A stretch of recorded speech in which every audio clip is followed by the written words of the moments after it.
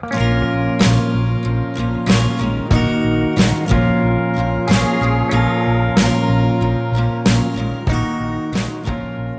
is our last podcast of 2023. Yes. We've had some really interesting people, haven't we? Oh, we have. Thus far. We've had Stephen May, author. Yes. Winston Plowes, artist. Land artist. Yes, stones and sticks Yeah. and stuff like that. Roger O'Doherty, Pat Fairclough. Yes. About the book clubs. Yes. Yes. So we've got a few lined up already for next year. Well, they're banging our door down. wanting to talk, So in January and beyond, you expect to hear something from Moonful, nature-based events based in Martham Road, and Sustainable Transport, people from Sustainable Transport Organisation, and maybe a couple of open mics. Yeah. So all very exciting coming up. But we're going to take a break. However, we have got some exciting news, haven't we? Yes, we'll be hosting our own radio show from just before Christmas, from the 19th of December, and weekly after that. Yes. For Calder Valley Radio. Yes, Tuesdays, 12 till 2. And it should be on the Listen Again thing as well. So you'll be able to find that, listen to us live, listen to us again. And you'll hear some great music. Any of you who used to listen to our show when we were on Phoenix and when I was on Hebden Radio will know we've got a great collection that we can bring to it. And some new music, but more importantly, new to you quite often. Yeah, and some local musicians will be featured. Local musicians, yeah. Absolutely. Yeah. And each on each one there will be one of our Real Voices Happy Valley podcasts as well. Yeah. So looking forward to that. But for our last podcast of the year, we talked to Pam Warhurst, CBE. CBE. I know, yeah, an honour, literally. Don't know what it means, but it's impressive. Pam is the chair of Incredible Edible and several other things, including the Book Festival in Todmorden, which we both enjoyed this year, didn't we? Went to different things at it. Yes. And she's just generally a very public-spirited, community-minded person, down to earth and fun, and I'm sure you'll enjoy listening to her. So we're sitting in our front room with Pam Warhurst, who, among other things, is, I believe, you're the chair of the Todmorden Book Festival. I am. Yeah, great. Right. And what does that involve, Pam? What does it involve? It involves making sure that there's a wonderful group of people in Todmorden who come with various skills, mould into a programme that will appeal to people who really like to be challenged with literature and people who seldom pick up a book but would find it interesting to actually maybe find the right point of entry to more reading. So we try and operate across a very broad spectrum, and that means bringing a number of different people with a number of different views together and producing a coherent programme at the end. So it's a bit like conducting an orchestra. Well, if I can say from the limited experience we've had, you did a remarkable job. Dave and I, as I said before, split into sexist definitions, and I went to see Victoria Smith and her book Hags, which was fantastic, and the place was full. It was packed, yeah. And Dave went to see someone talking about beer and working men's clubs. And a good time was had by all. It was indeed, yes. I went to the Pete Brown Clubland one. Strange enough, I didn't buy the book at the time. I have ordered it since online. Because the money I had in my pocket was going to be spent on beer afterwards. Yeah, no, it was an interesting night. Yeah, it was. It was really interesting. What surprised me was that there's only his book and one previous attempt by a woman whose name I've forgotten about writing books about the history of working men's clubs. Or social clubs, as they're often called. I think that came out on the night, didn't it? It did, and very much so. The complete lack of the audit trail, if you like, the archives or whatever, about what this meant to people, what it achieved in people's lives, just the stories around it. They're a bit thin. And I think Pete Brown, who obviously, whose event it was, has done as much as anybody to try and make sure that we don't forget. And we look at the potential of such clubs in the future to help communities. Absolutely, and a lot of them, the clubs, as he was saying, it's not just about beer. No. There's lots and lots of things go on. There are. Yeah. Though people may have to get over, this is my chair, whether I'm here or not. I don't really think that is necessarily underscoring an inclusive agenda. But never mind, we start with what we got. That's not just that's not just clubs. No, I guess not. And I would have liked to have seen Mick Herron, because I'm in a crime readers group, at Hebden Bridge Library. It's called Dagger in the Library. Right. Which is a great Which name. is a great name. It is. And Mick Herron is like up there with all these people who go, and I've never read him. Have you not? No. Oh, well, come to my house. I've got every single one. I adore Mick Herron. Yeah. He's one of my favourite characters. And quite frankly, if there's any ideas about other authors that you'd like to see and other people would like, then it's an open door at this stage. Right, okay. Tell So us you what you just think. take in suggestions Definitely throughout at this the year stage, and then whittle them down. Yeah.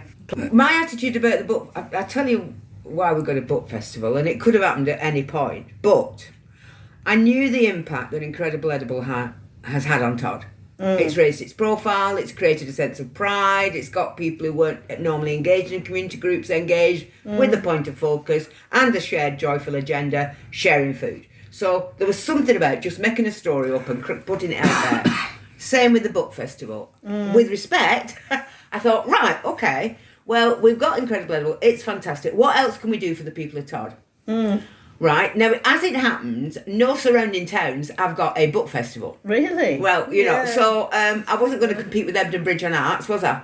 So that wouldn't make any sense. So I thought we'll have a book festival. And it's called a book festival because it's not a literature festival. Right, okay. It's a festival for everybody who could benefit from, but maybe has or hasn't had the opportunity to feel the joy of reading in whatever form. I like that, because literature festival sounds a bit highbrow, whether it is or not. Absolutely. Yeah. Absolutely. So that's why it's called the book festival, and it remains a book festival. And that's why, you know, for me, this year, one of the greatest joys was, you know, Mick Herron was fantastic, Victoria Smith was fantastic, the poets were fantastic, everybody enjoyed what they had. But for me, there was a particular event that was not highbrow by any stretch of the imagination, and was something that my next door neighbour and other people went to, and they came to me afterwards and said, I didn't think this book festival was for me, but I really enjoyed that, it was great. You know, and what's interesting is we just need to get over ourselves and have a snobbishness about these things and understand that words are everybody's domain. And we need to bring people into the joy of using them and reading them or whatever it is through whatever channel we've got. So Amazing. that was great this year. And this morning, I've just opened a Christmas present that a friend gave to me. I was going to save it, but I couldn't. And it was 3 miniature bottles of Zinfandel. Right. And I remember years ago with another friend saying, let's buy some Zinfandel because Kinsey Malone drinks it. And Kinsey Malone was the heroine detective of the Alphabet Murders. Oh, right, and okay. It was just one of those... Sue Grafton. Sue Grafton. Sue Grafton, I have read some of died those. recently, I Oh, think. really? Yeah. Oh, dear. But it just immediately took me back to this. 'Cause I don't think the friend who bought me these had any idea about that. No. But you know when something just It's takes just you great. back. And, you know, and it was one of those where this friend who said, I drink that because of Kinsey Malone. And I'd never talked to her about the Alphabet Murders. That was the first time I knew we both read them. It's great, isn't it, when you click on that? Yeah, when you just click on some daft part of Yes, it. absolutely. And I always thought the alphabet murders were very contrived. You know, Oh, God, the yeah. titles just had to go from... She died before she got to Z. Really? That's a shame. Yeah, probably because she would have called it Z anyway. But... Well, she's entitled. She's from California. yeah.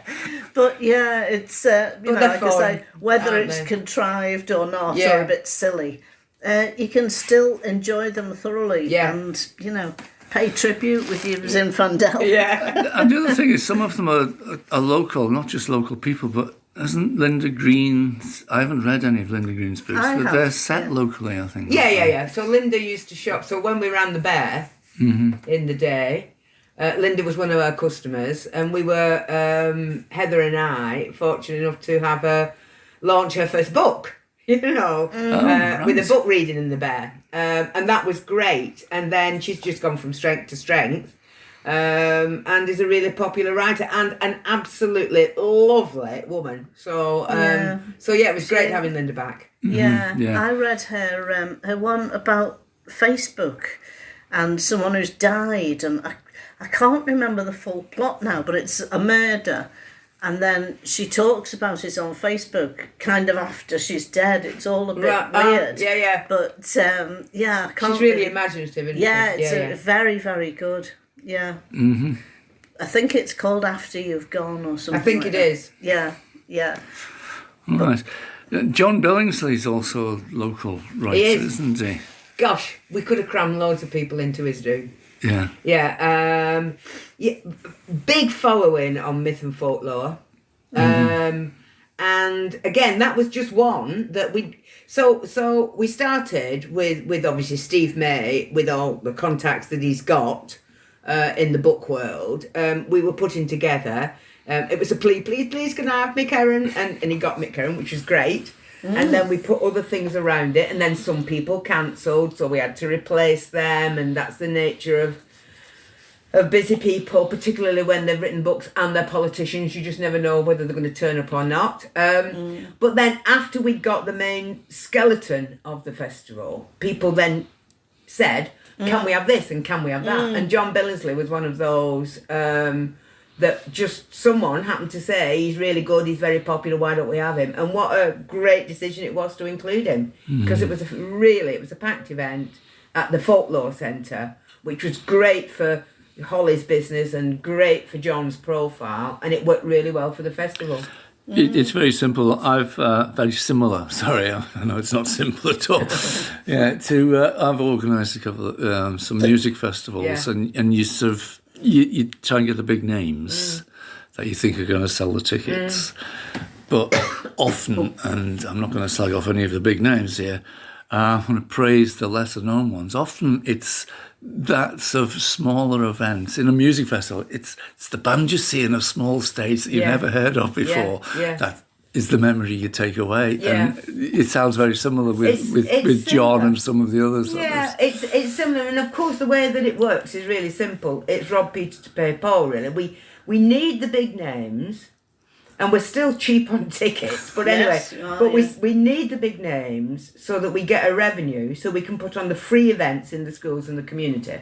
Mm-hmm. So you get supported by Arts Council England if you're lucky, but there's not a hell of a lot of money. And this isn't the Bradford Literature Festival. You know, we're cheap and cheerful, and we know our audience, I think.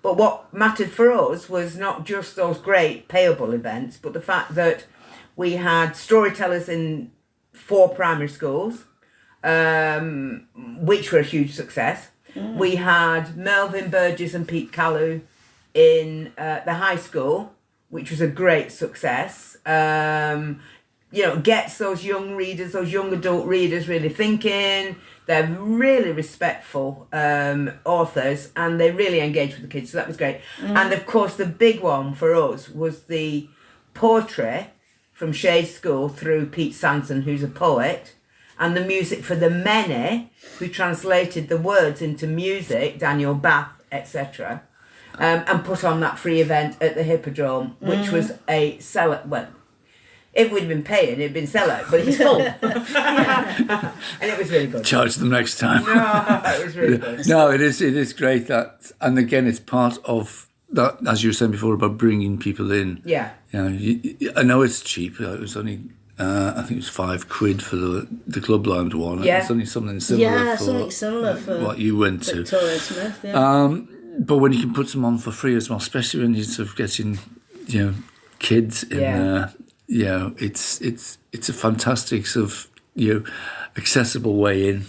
For people. Without a doubt, for people who may or may not go to the Hippodrome or may not think that Porter has anything to do with them, mums, dads, aunts, uncles, whoever they were, came and had a really good time. And the professionals, so Pete Sanson and Daniel Bath, Music for the Many, and the poet, I think are going to work together in the future because it really gelled. Oh, great, yeah. So it started something, and I'd love to see next year us have another event like that was really inclusive, bringing kids' talents out in a way that can make them proud, make them, give them that sense of achievement, which is what they've, what they've realised, because it was brilliant. Because I went to see, we've only lived here a couple of months, but the amount of stuff going on in Todd is fantastic.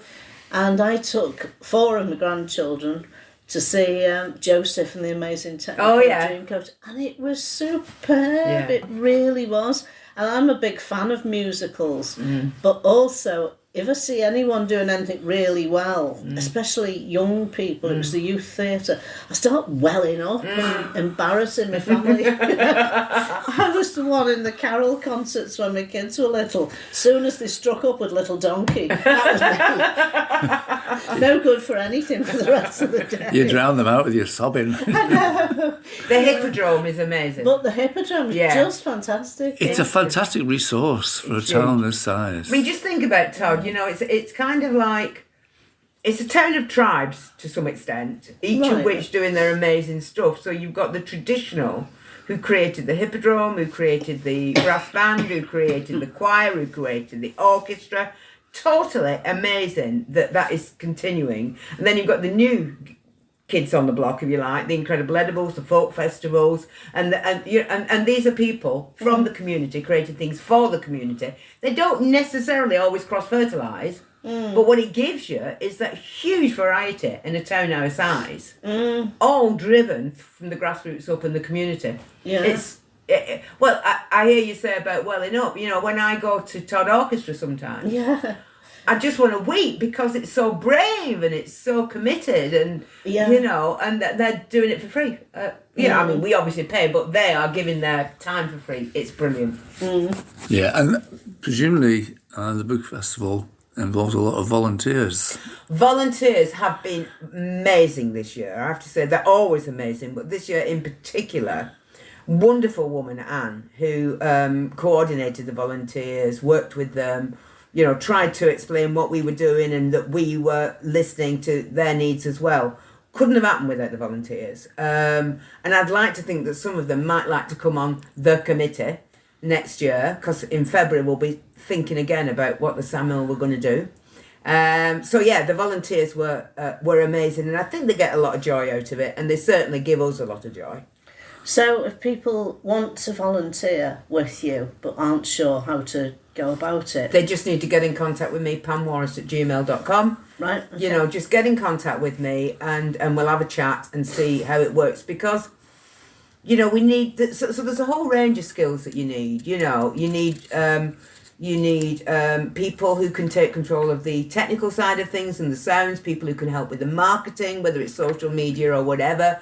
People, there's a whole range of abilities needed to pull off something like this. And the broader the church that you've got, the less that it is on the shoulders of any individuals. So from February we'll be cracking on with, and hopefully next year I would like to see more focus on young people. I'd like to maybe see if there was an opportunity to get young people from the high school or possibly the college, for those college kids who live in Todd, to curate some events. No point in a 70-odd-year-old working out what a 16-year-old wants to hear and see. So I'd like to see something proportionate there that wasn't too demanding for them. I'd like to see more outdoor community events, although that may be limited next year because of all the investment on the town deal, which will be potentially digging up a lot of the middle of Todmorden and improving a lot of community buildings. Is that a scary thing? It was for us when we saw It's not scary. development town deal. Well, it was for me anyway, thinking, oh, they're not going to dig up the market, are they? No, it's when we actually, as Viv said, we've only lived in Todd for about 2.5 months. Yeah. So we were looking for houses. Yeah. So one we quite fancied. That was really close to the town centre. Right. Above a row of shops, Right. or above and behind a row of shops, and we thought, I wonder if this row of shops is going to be here in 5 Oh, years. God, no. Yeah. I don't want to scare anyone and Yeah. say, oh, that's a danger, but we thought... No. There's no. So can you reassure? Yeah, I us, can the absolutely listeners? say this is one of the best things that will happen to Tom. Really? It's a huge opportunity to see a real turnaround in Todmorden, to see more people come into the town, more businesses successful, more kids wanting to stay with their jobs in the town, a better visually, more green infrastructure in the middle of town, more vibrant market, more people cycling, more people walking, but not forcing people into Lycra that don't want to be in Lycra. Hopefully, in what I'm hoping to see in the deal is the sorts of positivity that can come through when you see some real investment in the town that is driven by the community, not the council, and from that get other people thinking, oh, I want a bit of that. So just as you've moved into Todmorden, other people move into Todmorden. People think about opening businesses in Todmorden, more local cafes with local food in Todmorden, whatever else it might be. Now, my point about the deal was that the Hippodrome's getting some money, so that will be shut for a period of time. That won't be a venue available to us. The town hall is getting money, so that won't be available to us. There'll be work going on around Branch Square and Pollination Street to actually make that an enhanced area so that people are attracted to the market, because we're a market town. We've got a market hall. We need to make sure that it's as successful as possible. That sort of thing will just be an issue for a festival that is venue focused. So we'll be thinking about probably smaller venues next year. There's always St Mary's, which is great. There's the community college, which is great. Because although they've had investment from the deal, we'll still be able to use most of the stuff with them. Will have been done by them. We'll have to think creatively about venues next year, I think. Yeah. Thinking creatively seems to be a strength of Todmorden, though. Yeah, you can't go one way, go another. Yeah, exactly. Yeah. And it's, like I said, there's so much going on, because Dave and I are retired. We've joined the U3A, which is a great resource, isn't it? It's amazing, isn't Getting it? to know new people. It's so fantastic. I'm going to leave you this microphone because I'm going to go off now and play indoor cricket with the U3A. Well, enjoy yourself. Look out for Ashley. He said he hadn't seen you. Yeah, and I'm more sedentary than Dave, if that's the word. I do things where you sit down. I read, I play Scrabble, I do crosswords, all that kind of thing. Board games, and they've got all those. It's amazing. And, and there's philosophy, and there's photography, and there's, you name the subject. Yeah. If there's someone with an interest or an expertise in it, it's a very impressive movement. Yes, there's something there this afternoon which I don't know if I can go to because I'm meeting some people before that on Tin Pan Alley. Oh, really? With a Christmassy theme to it. Right, yeah. I think it's in the Methodist Church Hall. Yes. But yeah, that's with the U3A. That's happening It's today. fabulous. Yeah. So, well, thanks for talking to us, because as newcomers to Todd, it's great to get to discover all these things. And, it's a pleasure. Incredible Edible was one of the things I just heard about years ago. Yes. And, it's great that it's up and running. And it's an amazing...